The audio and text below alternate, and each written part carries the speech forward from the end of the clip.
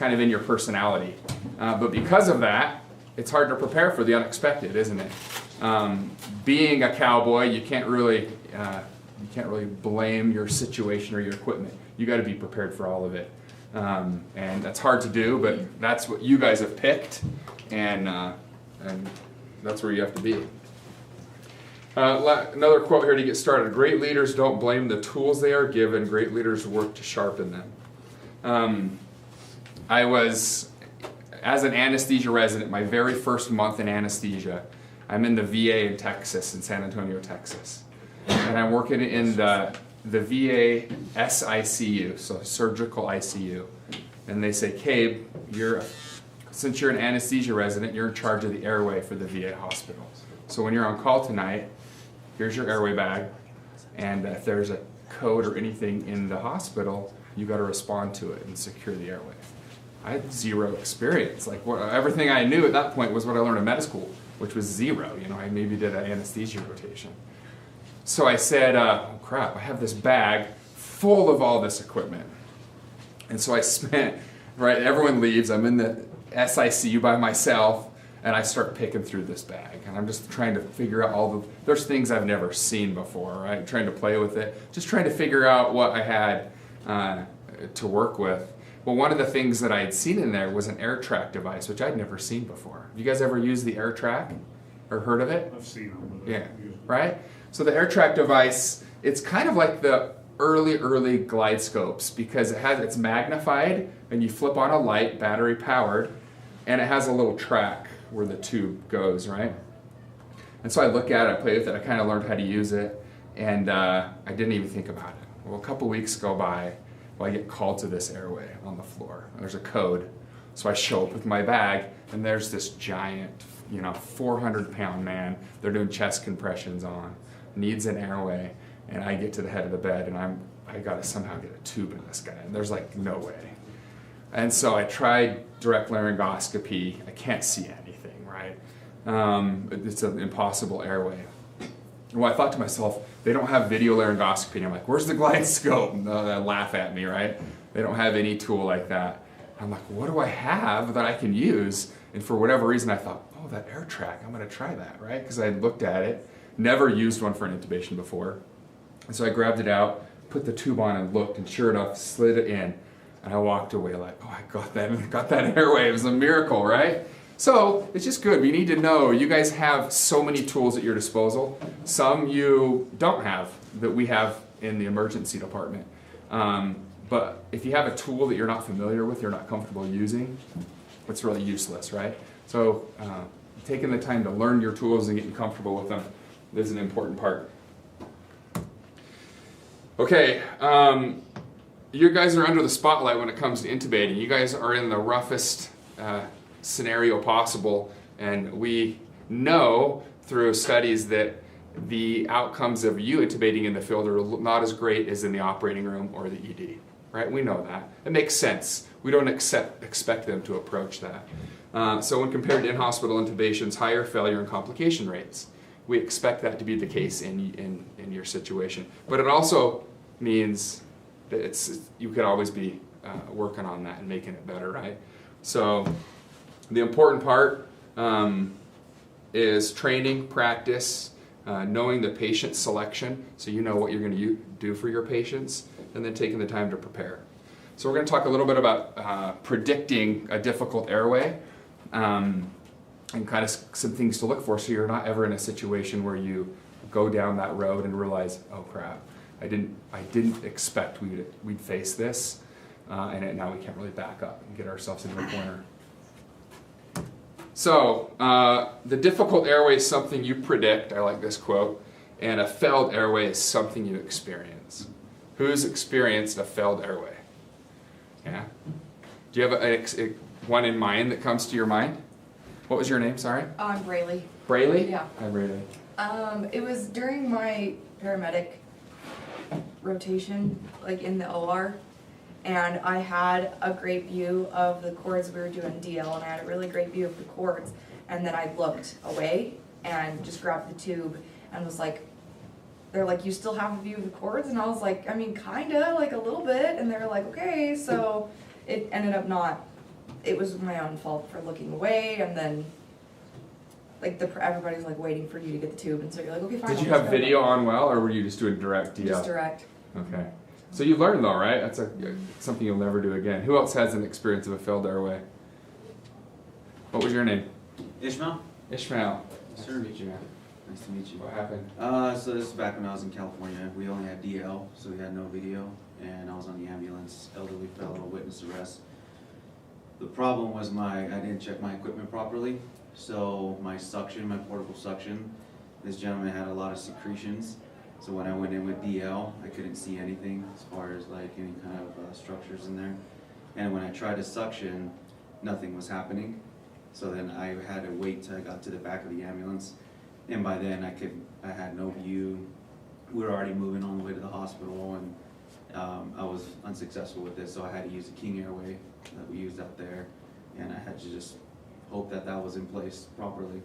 So I went back and I checked the equipment, and there was like some kind of defect with the lid, that it wasn't creating the suction. Oh, but it was my snapped fault. on all the way or Yeah. something. It was a teachable moment because I turned on, that's what we used to do, we used to just turn it on, make sure it worked, turn it right back off. But that was a horrible way to learn a hard lesson as far as like, maybe I need to make sure it actually suctions and works properly and all these things. So we got to the hospital, they ended up getting the tube after all, but it was just a bad experience for me. A brand new medic too, it was just dumb. Right, so most failed airways that we have, if you look back, there are things we would definitely have done differently. We probably could have predicted a little bit better what we were going to face, so we were prepared. And then sometimes we get in a rush and our equipment's not checked right. We're learning. This is a learning environment. Do you guys have a place that when you guys have a complication or a failed airway or something that you guys come together and learn from it together? You guys have like a quality learning process that you do? Because to me, that's where you can learn. You can learn from your own mistakes, but it sure is nice to learn from other people's mistakes so we're not making all the same mistakes, because we're going to make them, but it's nice if we can learn from other people's mistakes. So let's talk just a little bit about predicting a difficult airway. You might have a difficult airway if you've eaten any of these things, right? So our population, obesity is one of the biggest things you guys probably face for a difficult airway right now.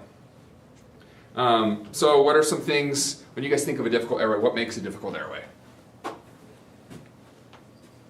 I kind of have a big old list up there. But Obesity is probably, like I said, the number one yeah. one that we run into the most. But yeah, it can be just facial structure, anatomy can be Anatomy. different on some, you know.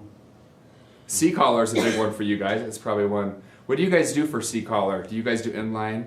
Do you hold inline? Do you undo the front? Do you leave it on? What do you do for Usually undo the front and just have somebody hold. inline? Yeah. Video has definitely made that a much easier process. You don't have to do that. Yeah, it's much easier. Well, do you guys have, do you have a glide scope? What do you Glide use? scope. Glide scope? Okay. Yeah. So here's a list of some of the things that are going to make, someone mentioned secretions, blood's a big one, right? Swelling. What? Swelling. Yes, right? Swelling's a huge one.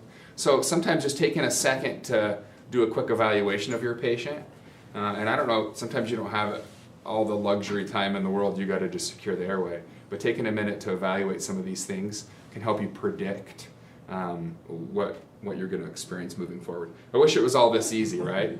We know these look like difficult airways. It doesn't take much evaluation to recognize difficult airway in some of these, right? Like this is probably a case of Ludwig's angina, right? That looks like it's going to be difficult. And then anatomy. If they were all this obvious, then we'd be doing all right. Okay, so one of the mnemonic, do you guys use this mnemonic? Have you heard of it? Lemon, right? Look, externally evaluate, Mallampati, obstruction, and neck mobility. Let's just review them really quick. So obviously look. Take a look at your patient. See if there's anything obvious. These are the obvious looks, right? Some of them are more subtle, like anatomy. And then you do your evaluate. Do you guys use this tool as well? Yeah. Show me what it is again. The three, and then I can't remember the two. Yeah, the 2's here. So yeah, so you go 3, right? 3, and then 2 is right in here. So we'll review that real quick. So mouth, so sorry, the first 3 is there. Second 3. right? And what are you predicting on this? Just your ability to visualize how difficult it's gonna be, how anterior, posterior. Yeah, how anterior that airway is. When it gets way up there, it's really hard to get that angle in that view. So predicting that. I had a patient come in when I was doing anesthesia residency. And in anesthesia, most of the time you have all the time in the world. I'm doing the pre-op, so it's completely different than emergency medicine or EMS, right? So I did a good pre-op history, knew everything about him, supposed to have done all these checks. Well, my attending, from his experience, knew that I was getting myself into a bad situation. This patient had radiation on their neck, and I didn't do a good enough evaluation to realize how difficult it was going to be. So I put the patient to sleep. I'm confident at this point I'd done probably, tons of intubations, and go to intubate and literally put my blade in the vallecula and push forward and nothing. It's like literally solid. I get zero view. I'm like, oh crap, right? So I tried making some changes, and I just can't get a view. And he's watching me flail for a second. He'd already done his own evaluation and knew. So he grabbed a Miller blade and went in and was able to get it without a problem from his experience. And so I learned, right? I got to take just a little bit of time to evaluate my patient. Now, if I could have predicted that it was going to be a little tougher, then I might have changed my mind. I might even, in your guys' situation, it might even be, let's not intubate this patient, right? Do you guys use iGel? Or, yeah. So maybe we do an LMA or just BVM, with a oral airway and nasal airway in place. So it's good to take that time. Malin potty, right? Some of our big patients with those big tongues, again, that's difficult. And then obstruction. What are the signs when you have someone that's obstructed? What's probably the most common obstruction you guys see in the field? Tongue. Tongue? Like somebody who's out of it and they're obstructing on their tongue? Yeah, I think probably in the emergency department we see a lot of croup, right? Which is they come in stridor. So that's a big one for us. Epiglottitis, now that we have all immunization, we don't see that a ton, but it does happen. Angioedema is probably another big one that you guys see, that we see in the emergency department. And these are some of the signs you look for. But if you're hearing stridor, that airway's pretty narrow. So you can be prepared for some of that stuff. I just had an asthmatic come in on my last shift, you guys. This is a 2-year-old. And I get called to the room emergently, and this kid is barely moving any air. I think he was like literally a couple breaths away from a respiratory arrest. And I know I'm not supposed to intubate this kid, right? Because he's working so hard to breathe. If I take that away, he's going to code for sure. So I think, what's the fastest thing I can get? I grabbed IM epi, for anaphylaxis. I had him give him an anaphylactic dose of epi, which isn't on an algorithm for asthma, but it's a bronchodilator. And it's the fastest thing I could give, so I hurried and shot him with some IM epi, like the anaphylactic dose, which loosened him up just enough to help us get him over to the trauma bay, get him on a large nebulizer. But man, when people's obstructed or they're in a respiratory, when they're like that, that's freaky. You're like, that's the stuff that we cringe at, especially kids. Right? Adults don't seem to scare us as much as kids. And then neck mobility, we kind of talked about this, right? You guys do inline, and that's what we do too in the ED.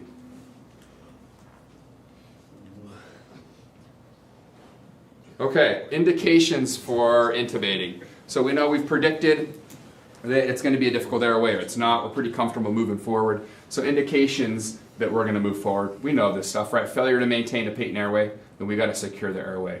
Inability to oxygen or ventilate the patient.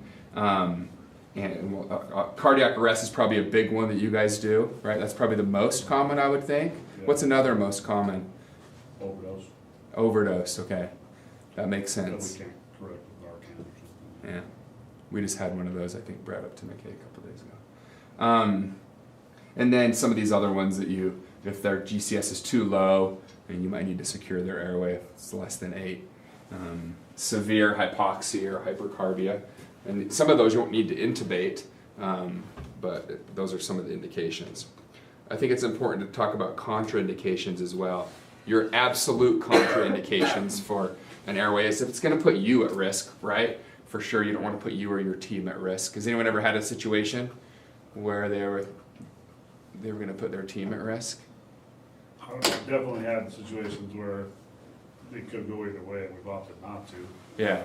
You know, so, yeah, I mean, more than one occasion, and when we first got our RSI program, it was really drilled into the original group that was doing that, almost more emphasis on when it's a no-go as opposed to when it was a go. Like, more important to know these are the times we're not gonna pull the trigger on these, on these patients is just as important, if not more important, than when to pull the trigger, so. I totally agree, yeah. It's drilled into us pretty. Is it? You guys talk about that a lot? Pretty firmly about when it's not, when not to do it as important as when to do it, so. And then you guys have ALS crews and BLS crews, right? And the BLS crews, they don't intubate, they just do oral airways, BVM. They do iGels too? Okay.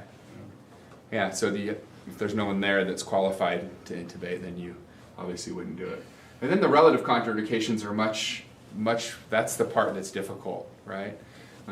Is really deciding based on the circumstances of whether or not you should move forward. One of the big ones, I think, is your location, how far you're out from a hospital, and how much time you're going to need to,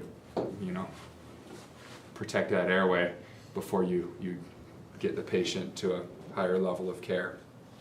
So I wanted to spend just a second talking about a few cases I think are important when you should avoid or really highly consider not intubating. And it sounds like you guys talk about this a lot. Doing less is often harder than doing more, especially for cowboys, right? ED, EM, we feel the same way. Sometimes doing less is restraining yourself is tough.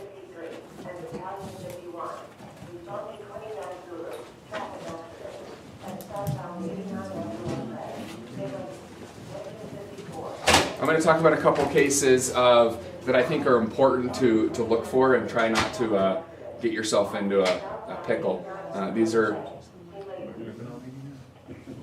when I would recommend not intubating. So metabolic acidosis is a big one, hypoxia, and I'll talk about it, and then a shock, or some things I would at least really consider before moving forward, and I'll talk about why. So you guys will recognize this here. Oh. Maybe it'll play.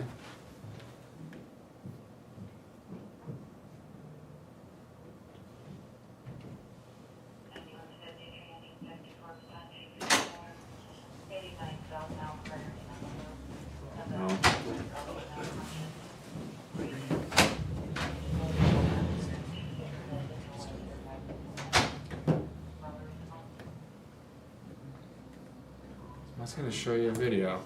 Anyway, I guess not.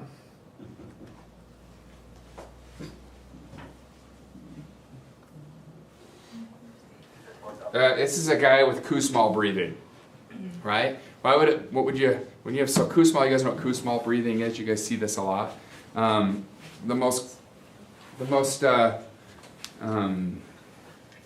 What causes Kussmaul breathing? Hyperglycemia. Hyperglycemia leads to DKA, and it's that metabolic acidosis that causes the Kussmaul breathing. Do we have? I was gonna. Oh, it's all right.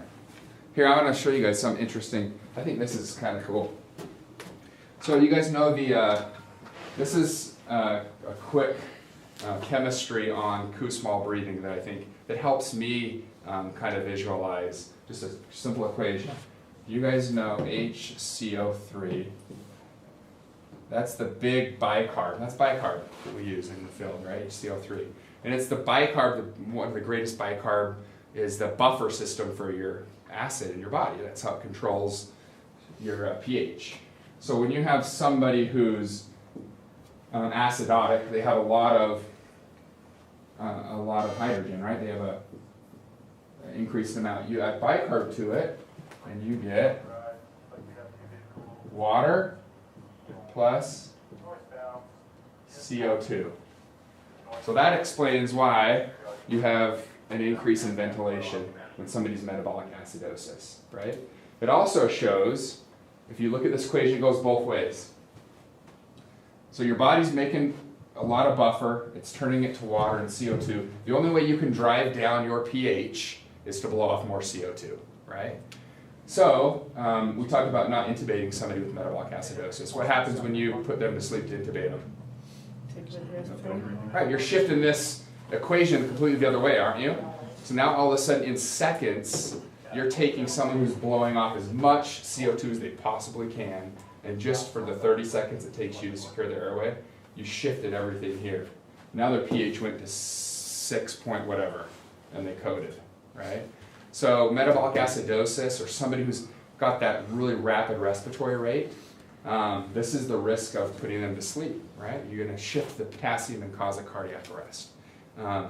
This is also good to think about when you think about giving them bicarb, right? If you give bicarb in this situation, as long as they can increase their ventilation, then you're going to help.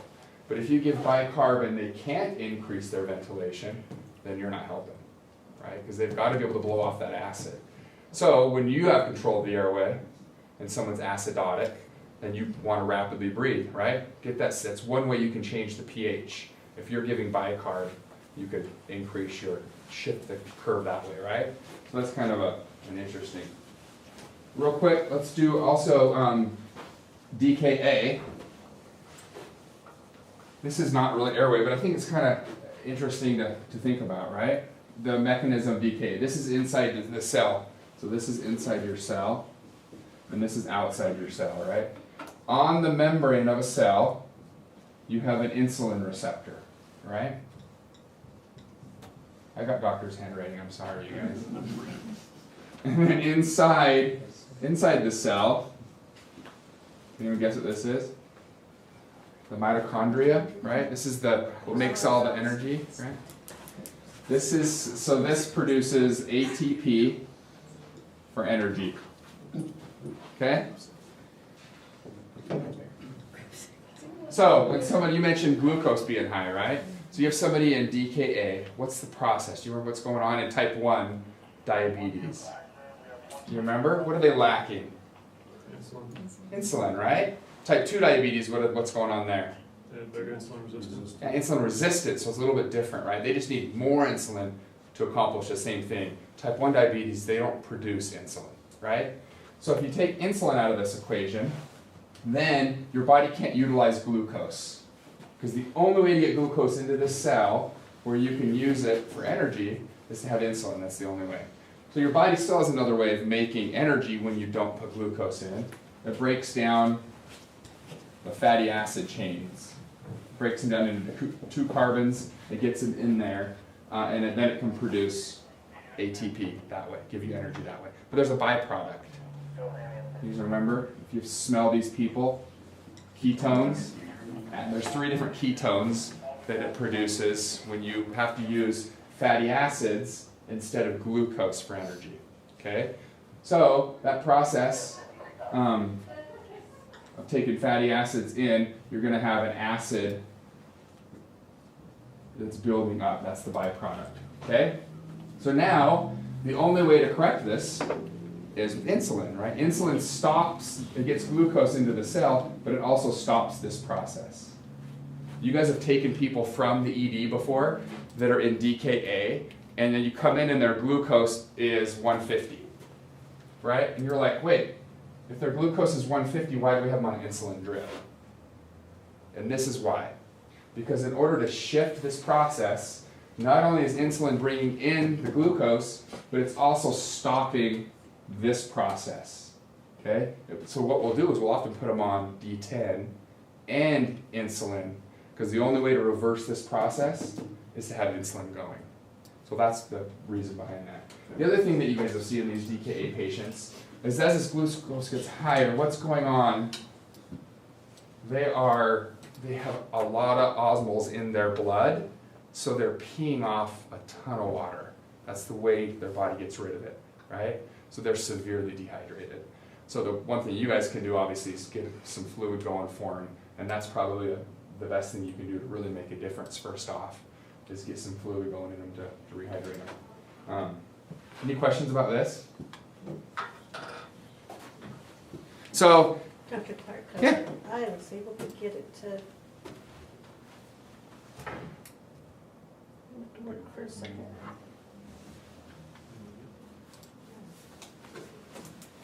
Maybe. oh. Yeah. So, other than DKA, this can be any metabolic acidosis, right? So even severe sepsis, you see some of this in. Doesn't always mean that it's DKA. That's probably the most common. In this video, we will be discussing. Cool, thank you. Okay, any questions about that? The other one this is,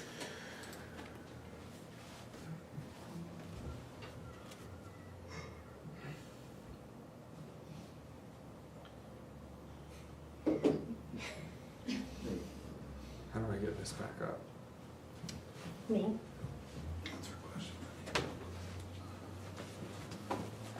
Just takes a second. Okay, so hypoxia, this sounds crazy. Don't intubate if it's hypoxic, but I don't mean not to intubate all hypoxic patients.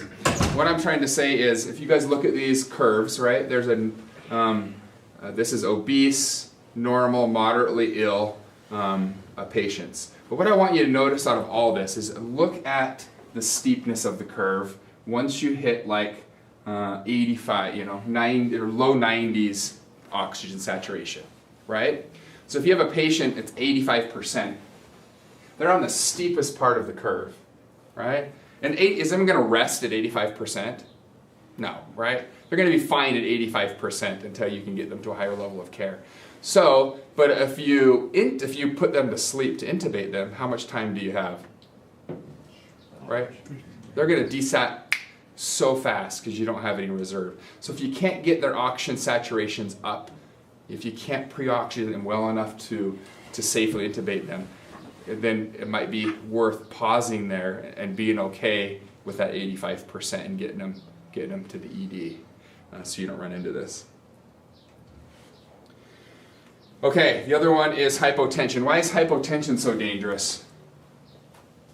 If we give sedative, we can cause further hypotension, or we can vagal them down, cause them rest. Yeah, it's a big one. So if you have somebody who's really hypotensive, giving them, do you guys use etomidate? Is that the only one you use? Ketamine and etomidate? Yeah, so ketamine might work in that scenario, right, to help you out. Do you guys ever consider, like, obviously fluid, you can give them a fluid bolus, do you have them that? Do you guys have ability to give push dose pressor? What would you use? Like Or like our epi. Or we have Welo too. You do, okay. So when you would do, if they're a patient that's not arrested, how much epi do you give them if you want to? 2 to 10 mics. Do what? 2 to 10 mics. So you'd put them on a drip, or do you push it? I don't know. We can do either. We usually would do push until we set up a drip. You would, okay. Yeah, so I see this in the ED a lot too, right? You have a patient that's hypotensive, and if we move too quick to intubate them without getting their blood pressure up, we almost always have a peri-intubation arrest, right? Where they arrest during that. So doing what you guys are doing and making sure their blood pressure is adequate before you intubate is something else to look forward to. Okay, and you can also give them, you can give them, if they're hypotensive and you have to move forward, increase the amount of rock you give them and decrease in the amount of sedative, right? The etomidate will help too.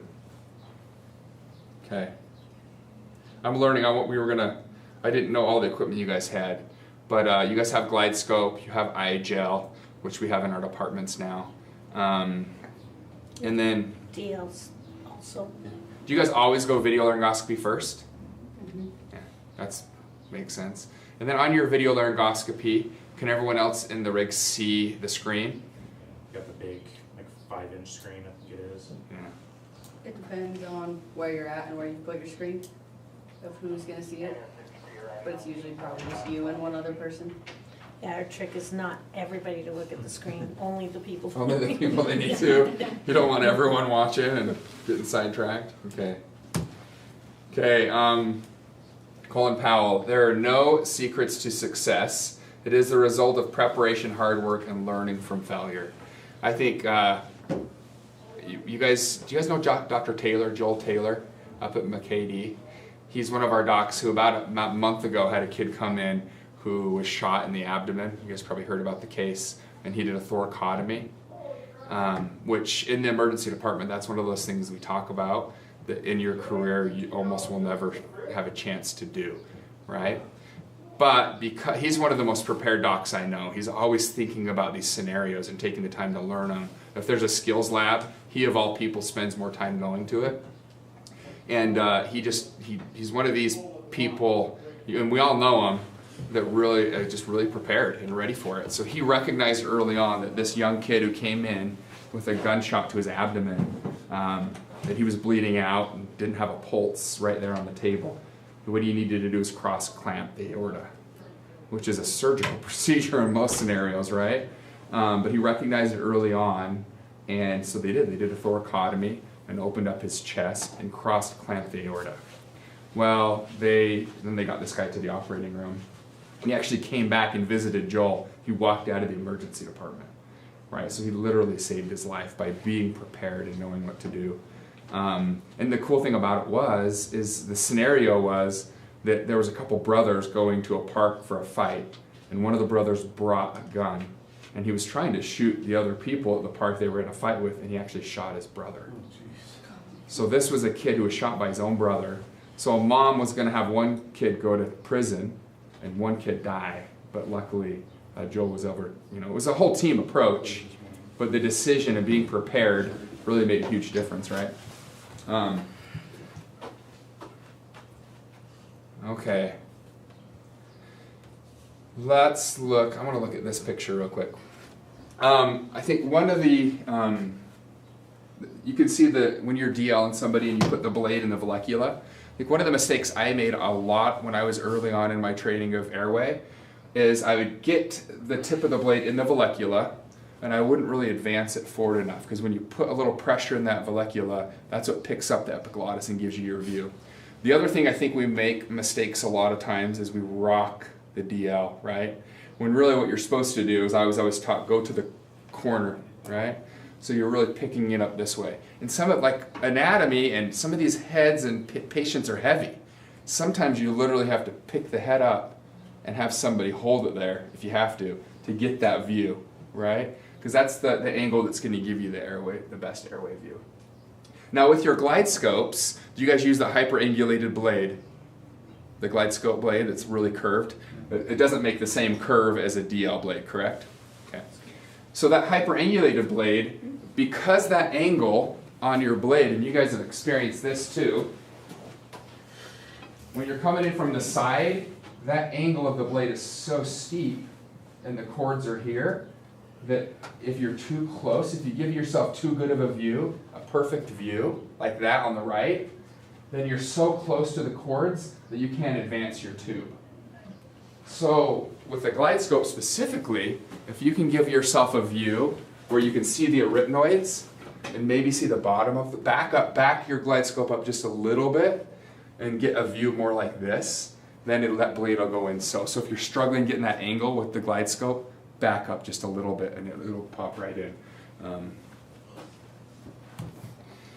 Okay, quick, we want to make sure when we're doing this we get our best first look. So position, pre-oxygenate, and then you want to make sure they're paralyzed so you can do it, right? Best first look. So position. You can see how the airway lines up when you have somebody that's large laying flat. This angle this is what I encountered when I showed up for that intubation in the VA. Now they were doing chest compressions. This is how I tried to intubate, right? It was just impossible. So thank goodness for the air track.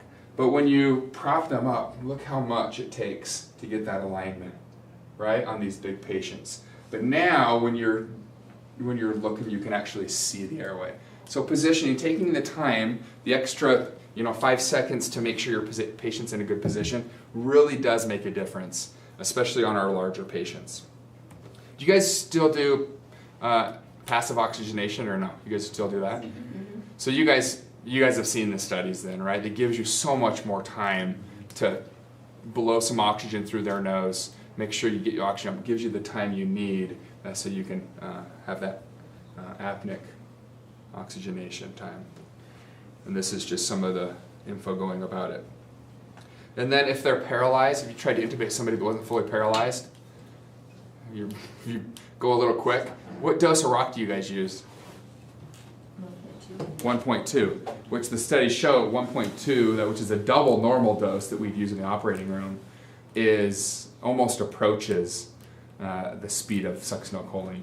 You guys don't use sucks, do you? Yes, we We do. carry Oh, you do you? Yeah, we do. Has anyone used it? We have a few that's their go-to. Most of us like rock, yeah. Rock, it's so close now, rock approaches the speed of succinylcholine at the dose of 1.2. It's not quite there, but it's pretty close. And then you don't have to worry about all the contraindications of succinylcholine that you could encounter. Okay, they've done a bunch of studies on someone who's an expert at laryngoscopy. And one of the things that they've shown is that someone who's expert at it, they follow the tongue and it's a slow controlled advance into the vallecula. As opposed to people who are learning, they're all over the place. So take your time, follow the tongue down into the vallecula and get it, as opposed to being erratic through. And that's one of the things that will help you stay controlled. Have you guys heard of bimanual laryngoscopy, where there's been terms that we've used in the past called Selleck maneuver or burp. Have you guys heard that term? So one of the things that they taught us, and I don't know how you guys do it, but when I'm looking, if I need a view, I can't see, I need a little pressure on the cricoid, on the larynx, I can just reach, instead of having somebody else do it for me, if I can reach in front and maneuver the airway the way I want, and then have somebody hold it there, you're gonna have way more success than somebody just mashing down on the airway for you. So just be careful, because a lot of times someone thinks they're helping you, and they'll reach up and mash down on the airway to give you a view, and it's actually hurting you more than you think. So if you're going to use that technique, get it where you want yourself, and then have somebody hold it, take the tube, don't take your eyes off the airway, right? And then put the tube in, right? Hey, Dr. Carter, Yeah. do you know if people hold your blade, like get your blade in? Ever do that? No, we don't do that if it's heavy. So you can put your arm on your abdomen if it's a heavy person, or on the bed if it's there. So that's one technique that people use. The other one is to have somebody hold the head. So if you get it off the table like this, if it's the weight that's hard, which some of these people are hard to hold up, right? You get your view here, and then have somebody hold the head, and you keep control of the airway. And then you can pass your tube. Or again, if you're going to do the manipulation of the airway, you reach in front and get the view you want and say, hey, hold right here. And then they can do that. Because that whole mash thing that we kind of get into, trying to help each other out, it's actually hurting you, makes it a lot harder to pass the tube. So try to avoid that. So we all have different, with the glide scope, you won't need to worry about this. But if you don't have the glide scope and you're doing DL, right? So one of the things you can do is straight to cuff. So the reason why this helps is you can come in under your airway, so you have your view still, and the tube as low as it can get under your airway. And then if you imagine taking your tube and rotating it like this, right? And pops you right up into the airway. So you have that maneuverability if you're straight in and you turn your tube, right? And it can pop in. That's one technique you can use when you're doing DL that can help you get a good view and get the tube in. And then the trick, these tips are angled this way on purpose, right? So if it gets caught up on the cords, don't just advance it, turn it, because it's beveled like this, so when you turn it, it can go through the cords safely. So just make a turn as you're advancing it, just turn it a little bit, and the bevel will help you go right through the cords, right? It's another trick. And then most of our tubes have a little dot on them, right? Right above the cuff. And that dot is is where you want to line it up just below the cords. Because sometimes we're stressful situation and we hub the tube, right? If you'll look at that dot, if you guys have a tube, there's a dot right above the cuff that you could see. Just go right to the cords on that and you know you're in a good spot there. Okay. The most difficult airway situations that occur in the ED or in the field are handled by someone else using the same tools, right? This is what we were talking about. Know your tools, experience, preparation, and then the majority of failed airway circumstances leading to catastrophic outcomes happen when we get pulled into the insanity trap.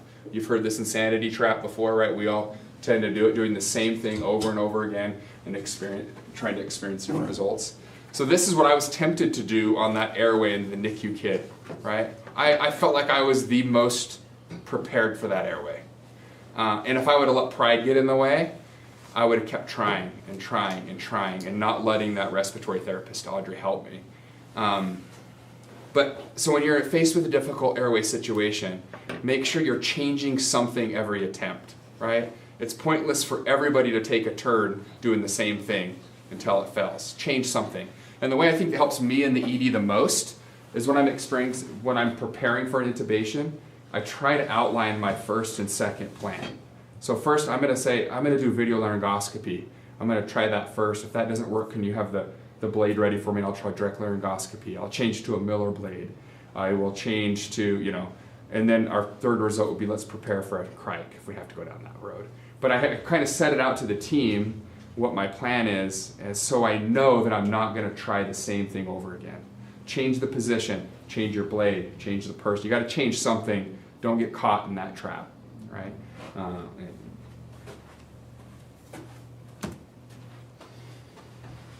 Okay, this is just the proof that when you do the repeat laryngoscopy, after 2 attempts, your complications are just multiply significantly, right? So you want that first best look. If you predict it's a difficult airway, that might be the time to get the most experienced person in your crew to do the airway. Maybe that's not the one to have your second intubation on, right? So if you can predict that, that might help. Because if you have to go down this road, complications just become astronomical, right? We understand where you guys are coming from. You're dealing with the sickest patients in the most difficult scenarios, right? And so we get it. When you bring the patients to us, in fact, I'm always impressed of how well you guys do. I had you guys bring me somebody with a iGel in place because you attempted to intubate and you could see the cords and you went to pass through the cords, but the tube wouldn't go past the cords. So you appropriately stopped and you put an iGel in. You told me that story when you got to McKay, and so I took a bronchoscopy scope and I looked down your iGel and I went through the cords and I could see that they had huge subglottic stenosis. They had big old pad of tissue just below the cords, probably from being intubated before, and it caused some trauma from the cuff. And so these people get these huge pads of subglottic tissue. So knowing that and being able to see it and hearing you guys tell me, for one, you guys did the right thing. For two, it helped me know what I needed to do. So then I could take out the LMA, and I knew how to get the tube in over that smaller tube, and I knew how to get it in over that way. So we get it. I'm always impressed with your guys' work and how you guys do. When you're running away from an emergency, first responders are the ones running towards it. You guys are awesome. I have a lot of respect for you. I think what you do is amazing. My heart goes out to this poor officer that, was it just yesterday, right? That was run down. And that's kind of this, you guys are in tough situations. And we're learning and growing together. I think you're part of the ED team, and we take that pretty seriously. So if you run into an experience where we're criticizing you or we're not being a team player, then help us. Tell the director so we can make this relationship strong, right? Because we want to learn from you. We want you to learn from us. Our goal is the same, right? We just want the patient to get the best care possible. So thank you. Do you guys have any questions for me? Okay, bunch. Okay, I'm done. Thank you. Thank you. Appreciate it.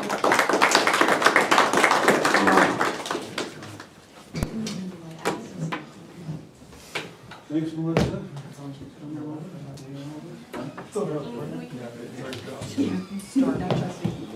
Lock it.